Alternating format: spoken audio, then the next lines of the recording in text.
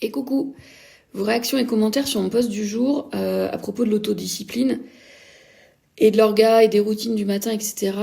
M'ont donné envie de vous partager les travaux de Gretchen Rubin.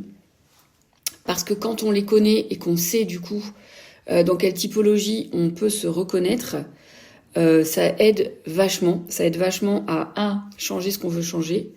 2. Déculpabiliser si on culpabilise, si on rajoute du jugement à des trucs qu'on n'aime pas chez nous et qu'on comprend pas pourquoi. Et 3, du coup, à avancer, à avancer vers la vie, la direction, les projets, tout ce qu'on veut. Et en fait, Gretchen Rubin, elle a déterminé 4 grands profils de comportement chez l'être humain. Le premier, ce sont les disciplinés, les bons petits soldats. Ceux-là, ils répondent à la fois aux règles internes et externes, c'est-à-dire que les promesses qu'ils se font à eux-mêmes, ils les tiennent. Et quand on leur demande de faire quelque chose de l'extérieur, ils répondent oui aussi. C'est le premier profil. Le deuxième sont les pointilleux, en anglais, elle appelle les questioners. Ceux-là, ils répondent à leurs règles internes, mais ils ont plus de mal avec les règles externes quand elles n'ont pas de sens pour eux. Le troisième profil sont les dévoués, les oblatifs. Ceux-là, ils répondent aux règles externes, mais ont beaucoup de mal à tenir leurs promesses envers eux-mêmes. Et enfin, les rebelles qui, eux, ne répondent à aucune règle, ni aux règles externes, ni aux règles internes. Et alors, elle explique que, en fonction de la typologie de votre comportement, vous n'allez pas avoir les mêmes habitudes.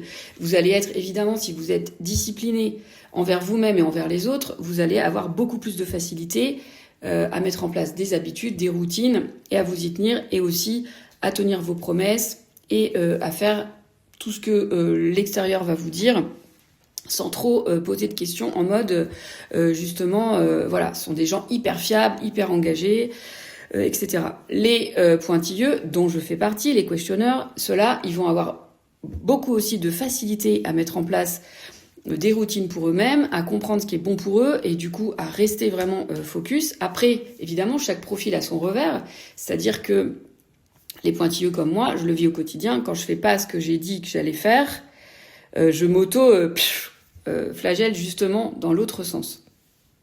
Les pointilleux, les questionneurs, ils ont du mal aussi à du coup accepter les contraintes extérieures et les règles extérieures quand elles n'ont pas de sens pour eux.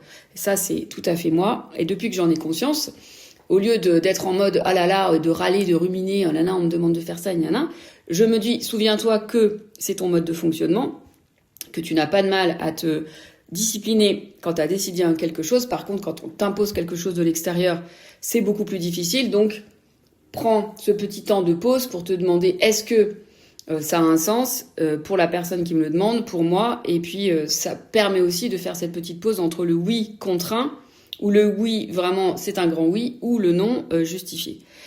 Les dévoués, c'est un profil, en général, vous avez du mal à vous rendre compte vous-même que vous dites beaucoup oui à l'extérieur, mais vous avez du mal à tenir vos promesses à vous intérieures. Et en général, ce sont des gens très gentils, très dévoués. Mais les dévoués, votre petite faiblesse, c'est que vous avez du mal à vous tenir à vos promesses intérieures à vous, et du coup, vous faites passer tout le reste, tout l'extérieur avant vous-même. Et du coup, vous avez parfois, souvent, du ressentiment enfoui en vous parce que vous faites beaucoup pour les autres et peu pour vous-même, et finalement c'est épuisant. Et enfin les rebelles, alors vous avez du mal avec les contraintes externes comme les pointilleux, comme les questionneurs, donc vous avez du mal à accepter quelque chose, une contrainte extérieure, ça vous gonfle, mais les contraintes intérieures aussi. Il faut que vous vous prouviez à vous-même, à chaque fois que vous prenez une décision, quelle est la bonne, pourquoi elle est la bonne, etc.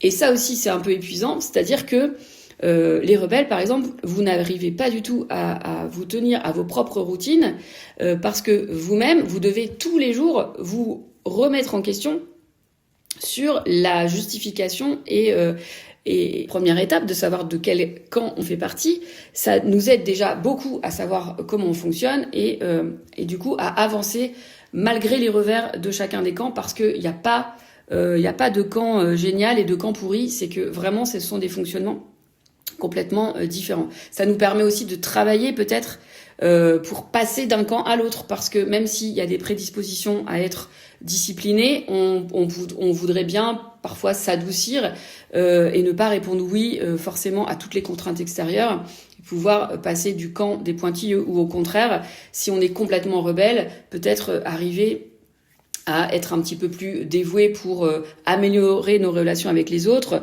ou un petit peu plus pointilleux pour améliorer les relations avec soi-même. Dans tous les cas, il n'y a pas de camp génial. Je pense que le camp qu'on connaît le mieux, c'est le sien, et qu'il faut faire avec, et il faut savoir aussi se communiquer avec soi. Et évidemment, une fois qu'on a fait tout ça, le double effet qui est génial, c'est savoir aussi communiquer avec l'autre. Si vous faites faire ce test, ou si vous décelez chez votre conjoint, votre partenaire, votre enfant, votre patron, votre collègue, la typologie complètement à l'opposé de la vôtre, vous pouvez comprendre comment il fonctionne, passer, on va dire, au lieu d'être en résistance envers certaines situations, justement assouplir, lâcher prise sur certaines situations, et aussi améliorer votre communication. C'est-à-dire que si vous êtes discipliné, vous n'allez pas évidemment échanger avec un rebelle, si vous travaillez avec un rebelle par exemple, de la même façon que si vous travaillez avec un dévoué. Voilà, donc après le but de connaître tout ça, c'est pas de manipuler l'autre, c'est de mieux le comprendre pour mieux communiquer avec l'autre et arriver à avancer. De ce concept, c'est Gretchen Rubin. Elle a écrit plusieurs bouquins qui sont tous traduits en français. Elle a aussi un site internet, vous pouvez faire le test en ligne.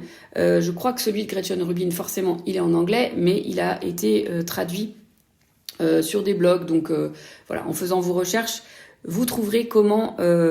parce que parfois, on se pense dans un profil et on est dans un autre complètement. Donc faites le test, dites-moi dans quel camp vous êtes et si ça vous a aidé. Et puis si ce genre de capsule review vous plaît, eh ben dites-le moi aussi et j'en ferai plus souvent.